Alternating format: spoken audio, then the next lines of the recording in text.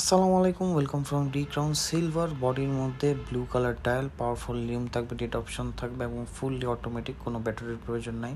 Thickness থাকবে medium, back পার্টটা থাকবে ফুলি নেকেড এবং লকে ব্র্যান্ডিং করা থাকবে, বাটারফ্লাই লক থাকবে।